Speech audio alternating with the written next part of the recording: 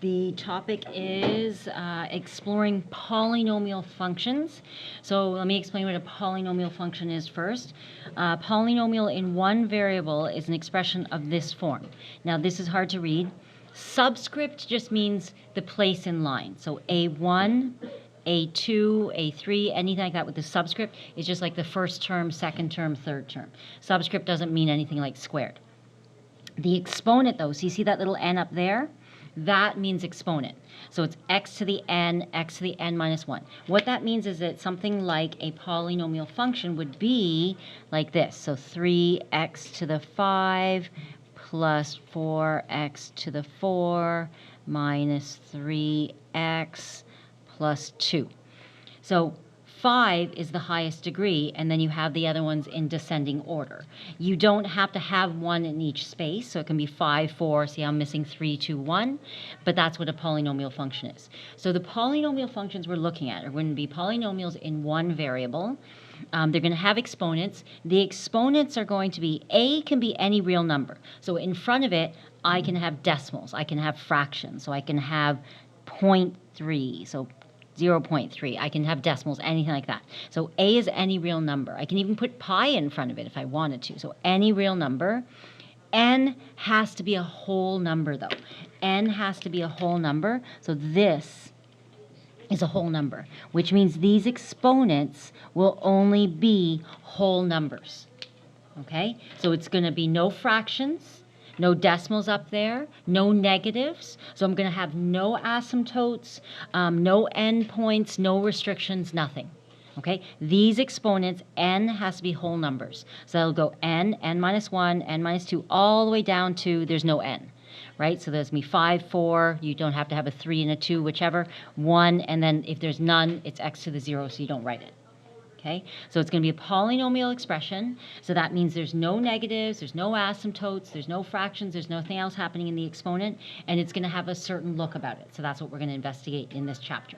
Right? So chapter 3, the whole thing is about these polynomial functions. So no asymptotes in this chapter, no endpoints, no open circle, no closed circle, none of that stuff. Okay, so it's going to be nice and a little bit more straightforward. Okay, the degree of the function is the highest exponent. So the degree will be the highest exponent in the expression. So I would look and say, okay, the degree would be 5. Okay, so it's the highest exponent in the whole polynomial function. That gives us a degree. That's going to give us some characteristics of this polynomial function. We already know some. We already know linear and quadratic. If linear, the exponent is 1. If quadratic, the exponent is 2. And they have properties, opens up, opens down, so stuff like that. So it's going to give us characteristics. Okay, the next part. The nth, right, n being whatever the highest degree is, finite difference of a polynomial function are constant. So the nth are constant. So finite difference, I'm going to explain what this means in a minute. So the finite differences are the differences in a chart. We did this long ago. So I'm going to just move to the bottom of the page, look. We would do the differences on this chart. And the finite difference means how many differences are there, and it's going to tell us something about it. So we're going to come back to that definition here in example 1. Okay, so hang on to that definition for a second, and I'll explain it again in example 1. The domain of a polynomial function is the set of real numbers. So when we think linear and quadratic, right, when we think linear and quadratic, which we've looked at before, it's any real number. Right? X can be anything. So I know that for here, X is any real number. So from negative infinity to infinity. Right? So we know that's for any real number, no problem. That's the domain. So that's the domain of a polynomial function. Then the range, though, the range, there's different ways the range can work. For the range, it can be any real number, okay?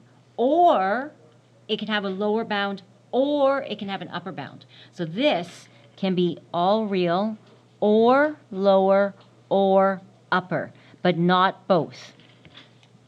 Okay? What does that mean? Think back to our quadratic. A quadratic. That has an upper bound if it opens down, or it has a lower bound if it opens up. So that's what they're saying, lower or an upper bound. Or it can be all real numbers if it was like a linear. So now, the domain, remember, domain can be anything, left to right, left to right. But the range could be any real number like this one, or it can be bound on the top, y is less than, or it can open up, y is greater than. So that's what a lower bound and an upper bound are. But it can't be both. You can't have an upper and a lower because then I would have to cut it off somewhere, right? And then we're not doing any of that stuff. So it's going to have arrows on the end. So look, all of the types we're looking, you're going to have arrows on the ends. Yes? The quadratic shown like on the page, is that an upper bound or a lower bound? That would be an upper bound because it's below it, right? So upper bound, stop on the top, and everything below. Okay, yes? What about the cubic? Oh, we're going to get to that. That one doesn't have a bound. It is x. Y is an element of real, right? So we're going to start talking about these patterns as well. The cubic follows the pattern of linear. So we're going to look at that right in like 2 minutes. So exactly, right? So we're saying for any polynomial function, these are some polynomial functions. It's either going to be y is an element of real, which goes up and down, right? Up and down, or it'll have an upper bound or a lower bound. So it means everything's above that or everything's below that. And we're going to talk about this. So about this, how can we figure out a pattern? Okay, so let's talk about that. The graphs will not have any horizontal or vertical asymptotes. So polynomial function, when the numbers here are whole numbers, no asymptotes, no holes, no gaps, nothing. Nothing should be happening. They should all look like this. Okay, so this is our look that we're going for. Arrows on all the ends. So the graphs of, so we'll just do not, so no horizontal vertical asymptotes. The graph of a polynomial function of degree 0 is a horizontal line. We're not going to look at that, right? So if it's a horizontal line, the graph of a polynomial function of degree 0 is a horizontal line. So if I said something, for example, y equals 3, that's a horizontal line. We're not going to talk about that, right? Because there's no characteristic. It's not following anything. So if the degree is 0, it's this. There is no x value. It's just a horizontal line. So that doesn't follow any of these patterns and stuff because it's just a horizontal line. So nothing fancy about that. The shape of the other graphs depends on the degree of the function. These are 5 of the typical shapes. I went up to quintic. Beyond that, we don't usually name them. We just say degree 6, degree 7, degree 8. But here, these ones, we do frequently use the words. We use linear, which we know, quadratic, which we know, cubic, which we're learning now, quartic, power 4, right? So this cubic means n equals 3, quartic, n equals 4, quintic, n equals 5. Beyond 5, we don't usually name it. We usually just say degree 6, degree 7, degree 8, degree 9, degree 12. Okay, so we'll say it, but we don't name it. These are kind of typical names, right? So if I say quartic, you go, oh, 4, quintic, 5, and beyond that, no. Okay, what are the patterns we notice? So what we're going to notice here is that for the linear, and the cubic, and the quintic, these are all odd, right? So power of 1, power of 3, power of 5. These guys all have the same characteristic. What do we notice?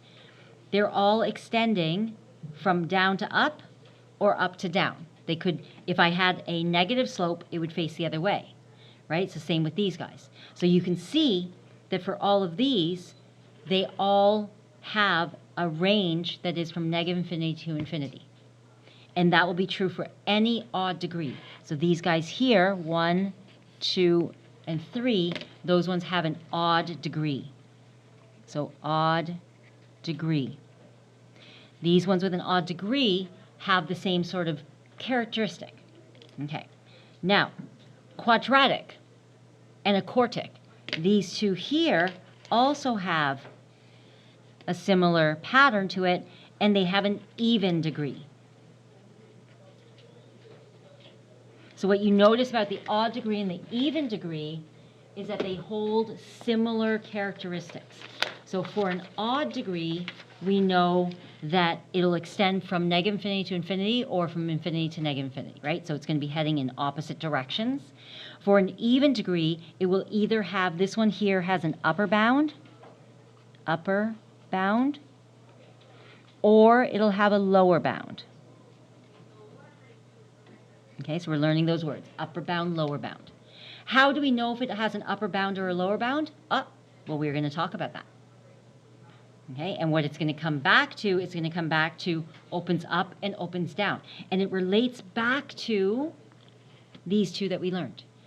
If it opens down, has a leading coefficient, and we'll talk about that with a negative, right? So we know it opens down, opens up, so we're going to talk about those characteristics in a minute. So on the next page, so we're going to come back to that. So these guys are going to match even versus odds. Okay, evens and odds have similar characteristics. Now, I said I was going to come back to this nth finite differences of degree n are constant. So I'm going to come back to that. I'm going to go over the definition here, and then we're going to do more of the lower bound, upper bound on the next page as well. Okay, so this today is a lot of concepts and kind of definitions and kind of understanding what all these words mean, right? Because there's so many words. Okay, so here, the finite differences. So the words I used here is to use finite differences to classify the following polynomial functions. So finite differences, and what we have is that back again in grade 9, 10, we touched on this. I think maybe we did one in grade 11, not a lot. So what a finite difference is that we take the difference between the x's, so we make sure those are the same. So this will be plus 1. As long as they're the same, we can look at a pattern. If they're hopping around, you kind of go, can you give me a better chart? Because that doesn't help me. So we'll always make sure that the x's are nice and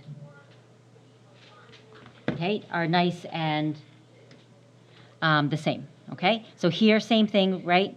we're not going to try to trick you here. So these ones are all just plus. They can be plus 2 as long as they're the same, right? So here, right, the x's, we're not going to, if these guys are hopping all around, I can't look at the finite difference because there's no pattern, right? So someone asked me before if I can do plus 2. Yeah, you can do plus 2. You can do minus, same. As long as the left or these are all the same, then you can look at the y value differences. If these are hopping, like x, I did this x, then this x, then you can't look at a pattern because the graph is scattered.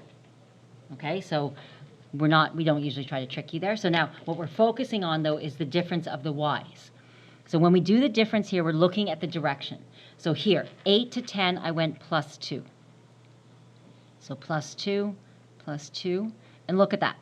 The first finite difference, so this is the first finite difference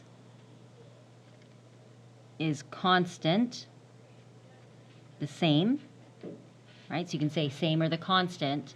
Therefore, it has a degree of 1.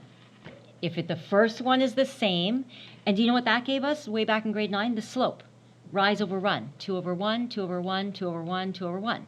That gave us a degree of 1, right? But then the slope is not the same anymore after that. So then they said, but is there a pattern with the finite difference? So this in grade 9, we said, oh, look, it's slope. 2 over 1, 2 over 1, 2 over 1, and then we just did the slope formula. Okay, so then if we try this one, we're going to go do the first difference. So this is first difference, right? And then we're going to do a second difference, and I'll show you what that means. So first difference would be, I went minus 3. Direction does matter, right? So minus 3, minus 1.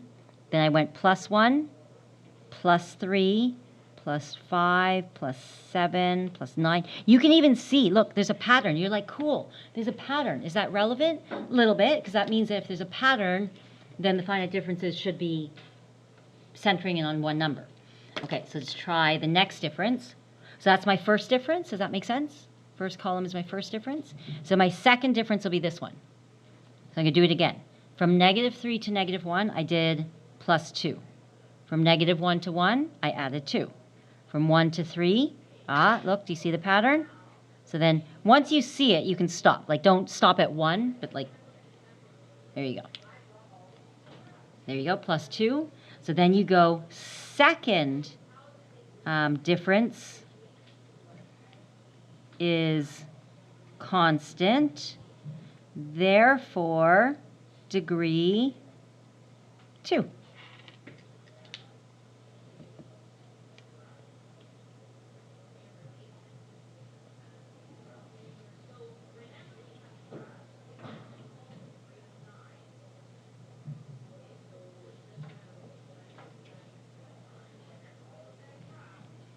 Okay, so the next one, we're going to do it again.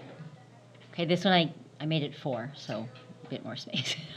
Let's go. Okay, so the first difference, you can try it yourself and then just look up to see. You should get to, okay, and I'll tell you what the answer should be, 24. So do the first differences yourself and then look up as you need help. I'll start writing it and just look up as you need it.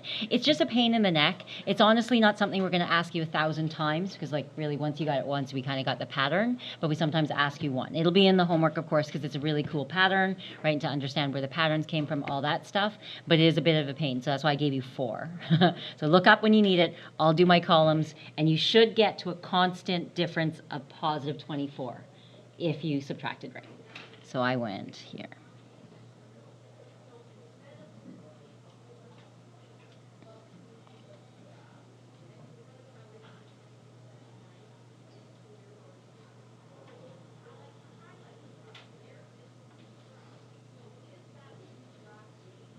I stopped here. I didn't do the last one just because I have enough to get the pattern. I was just being lazy.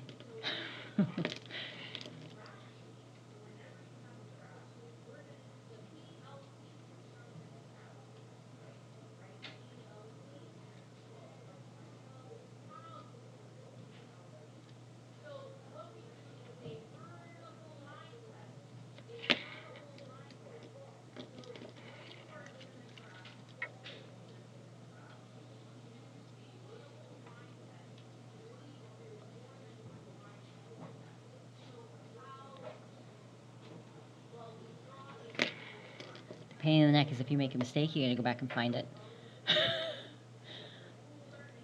Okay. And they should. I ended off with yay.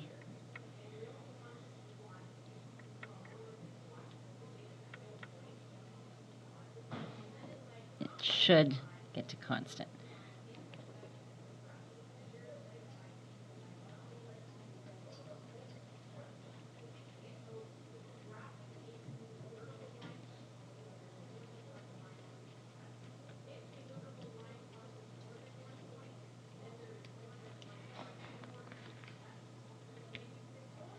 Kind of satisfying as long as you can get the number right.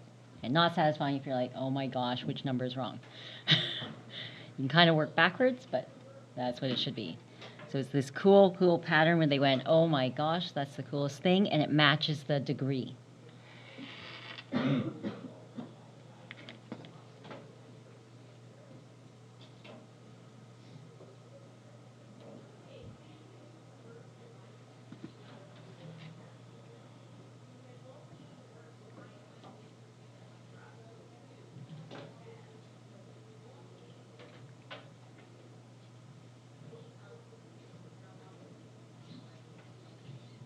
All right. So that's differences, okay? So the finite difference, if it takes you 4 columns, it's a degree of 4. If it takes you 2 columns, it's a degree of 2. The first difference is a degree of 1, etc., etc. So 3 would be degree of 3. It's just one of these cool things, right? So you have to understand that part about the differences. The next page.